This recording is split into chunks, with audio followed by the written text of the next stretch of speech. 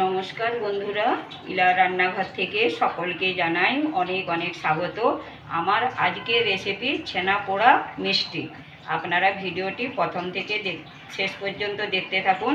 ভালো লাগলে চ্যানেলটিকে সাবস্ক্রাইব করে পাশে থাকুন।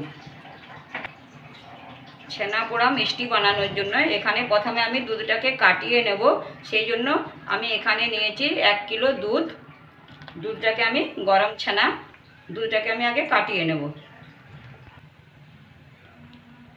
দুধটা ফুটে গেছে, এবার গ্যাসটা অফ করে দেব।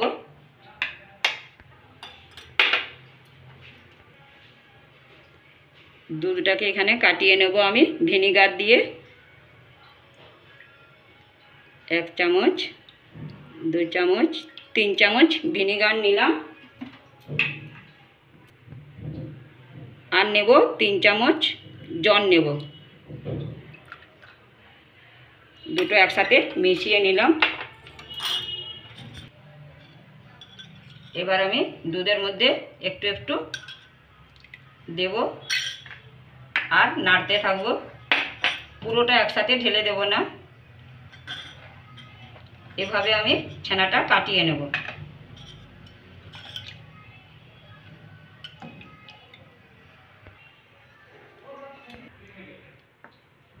দুধটাকে কাটিয়ে নিয়েছি, এবার আমি ছেঁকে নেব। ছানাটাকে ছেঁকে নিয়েছি। এখানে কিন্তু আমি জলটা খুব চেপে চেপে জলটা বার করব না। এই দেখুন ছাঁকনি দিয়ে জলটা ছানাটা ছেঁকে নিয়েছি।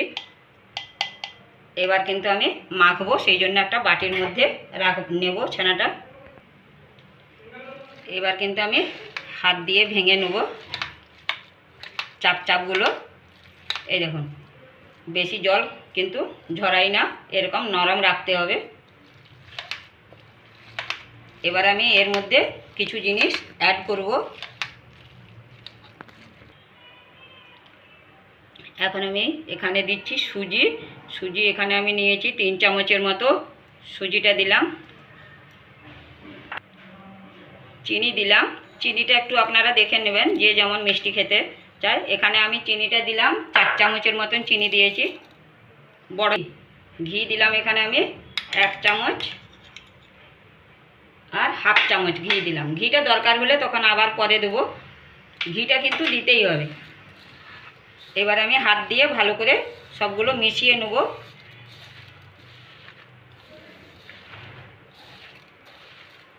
ভালো করে কিন্তু মেখে নিতে হবে। আর 1 চিমটে নুন দিলাম। নুন দিলে কিন্তু টেস্টটা ভালো হয়। সব কিছু ভালো করে হাত দিয়ে কিন্তু খুব ভালো করে মেখে নিতে হবে। আমি 10 থেকে 15 মিনিট খুব ভালো করে মেখে নিয়েছি। খুব ভালো করে কিন্তু মেখে নিতে হবে। আর ছানাটা জলটা কিন্তু পুরোটা চেপে চেপে জল একদমই ঝরাবেন না, নরম রাখবেন। এই দেখুন কি সুন্দর। এখানে কিন্তু আমি কোনো একটুও জল দিই না। যদি দরকার হয় তো আপনারা ছানা কাটানো যে জলটা থাকে সেই জলটা একটু দিতে পারেন। এবার আমি এখানে কাজু আর পেস্তা ছোট ছোট করে কেটে রেখেছিলাম দিলাম, আর ওর সাথে একটু এলাচের গুঁড়োও দিলাম আমি এখানে।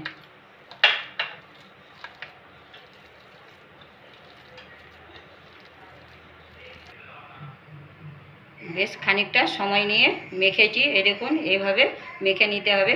সুজি আছে সেই কারণে আমি এখানে হাফ ঘন্টার মতন রেখে দেবো ঢেকে। এখানে আমি ছানা পোড়া বানানোর জন্য আমি কিন্তু কুকারেই বানিয়ে নেব, সেই জন্য এখানে আমি প্রিহিট করতে দেবো। আমি এখানে নুন দিলাম। নুনটাকে ভালো করে চারপাশে ছড়িয়ে দিলাম কুকারে। এবারে কুকারের গ্যাসের আঁচটা আমি কমিয়ে রাখলাম।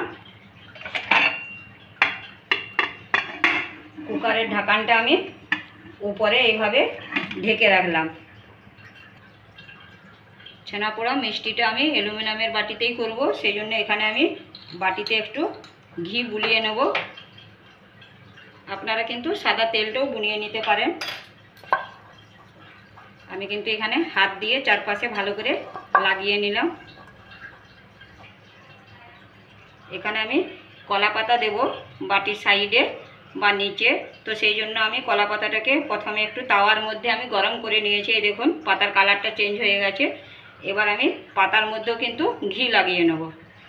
পাতাগুলোকে আমি বাটির মধ্যে এভাবে নিচ্ছি, এই দেখুন নিচেও দিচ্ছি আর উপরেও সাইডেও রাখছি। এভাবে আমি সব পাতাগুলোর মধ্যে ঘি বুলিয়ে নিয়েছি। এবার আমি এই ছানাটাকে ঢেলে দেবো বাটির মধ্যে। পুরোটাই ঢেলে নিলাম। এবার আমি হাতে করে এইভাবে সমান করে দিচ্ছি। এই দেখুন প্রিহিট হয়ে গেছে। এবার আমি বাটিটাকে বসিয়ে দেব। খুব গরম আছে, আস্তে করে। এটা আমি হতে দেবো 1 ঘন্টার মতো। আমি কুকারের ঢাকনাটা লাগিয়ে দিলাম। এখানে কিন্তু আমি রাবারটা আর সিটিটা খুলে নিয়েছি। গ্যাসের আঁচটাকে আমি লো টু মিডিয়ামে রেখেছি। ছানাপোড়া মিষ্টিটা কিন্তু হয়ে গেছে। 40 মিনিটের মতন টাইম লেগেছে। গ্যাসটা আমি বন্ধ করে দিয়েছি। এবার আমি নামিয়ে একটু ঠান্ডা করে নেব। এবার আমি একটা প্লেট নেব। প্লেট নিয়ে আমি কিন্তু এইভাবে উল্টে দেব। আমি কিন্তু উল্টো দিক করে নিয়েছি। এবার আমি পাতাগুলোকে আস্তে আস্তে ছাড়িয়ে নিচ্ছি। এই দেখুন কত সুন্দর হয়েছে, নরমও হয়েছে খুব সুন্দর। আর দেখুন এই দিকটা কি সুন্দর লাল লাল টাইপের হয়েছে পাতা দিতে। এবার কিন্তু আমি কেটে নেব।